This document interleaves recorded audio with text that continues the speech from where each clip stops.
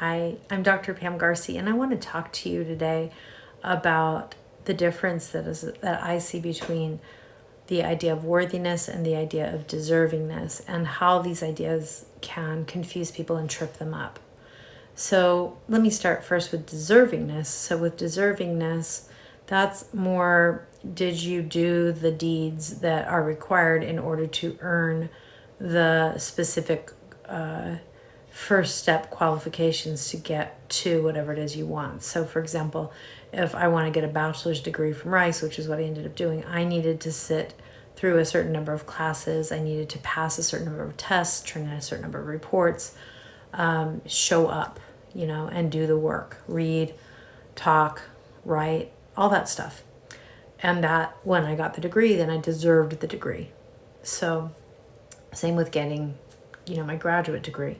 There were steps I had to take in order to get that. Now, not everybody who gets things really deserve it. Sometimes we get things in an unearned fashion, and we don't necessarily deserve it in order to get it. So deservingness isn't always a precursor to getting things in life.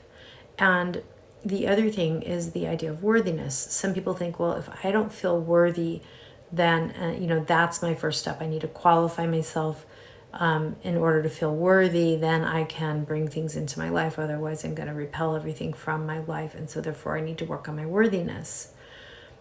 What if you didn't need to work on your worthiness, but instead you needed to work on your ideas about worthiness?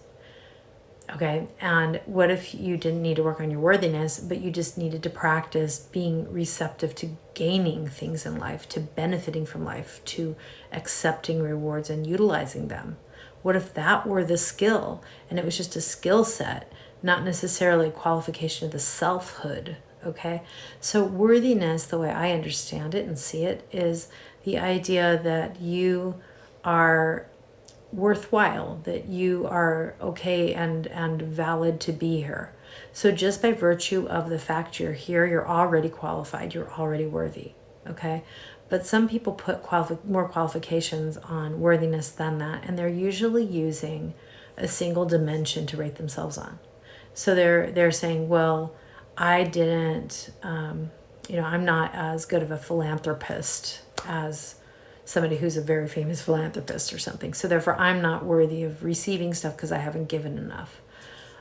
So we can make up all sorts of pre-qualifications and stories, but realize this is just a story you're telling yourself.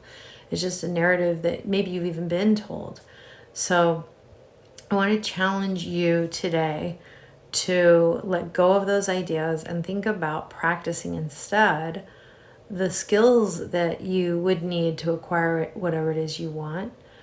Or if you have the skills already, practice taking the steps to acquire whatever it is you want as improvement.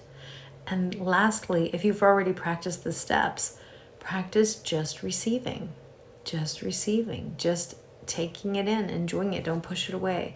Somebody gives you a compliment, practice saying thank you. Somebody gives you love, practice letting it in a little bit more. Somebody gives you some kind of gift, for example, their gift to give you, and you feel comfortable receiving that gift from that person. Think about letting it in a little bit. So you get to pick, you get to choose what's right for you to allow in.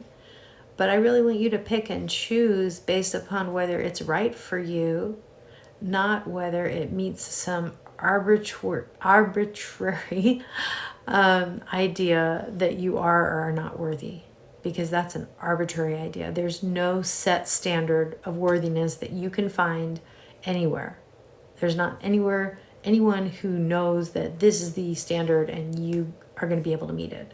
It's just an arbitrary idea that you've decided is a precursor to being able to receive. So prove to yourself that that's wrong.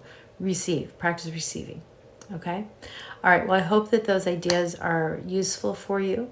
And if they are, I would love to hear some comments from you. If you're looking at this in a place where you can comment below, please do that and share with me so that I can grow my self-awareness and be of more service to you. Thanks so much. Dr. Pam Garcia signing off. This is my life, and I'm free.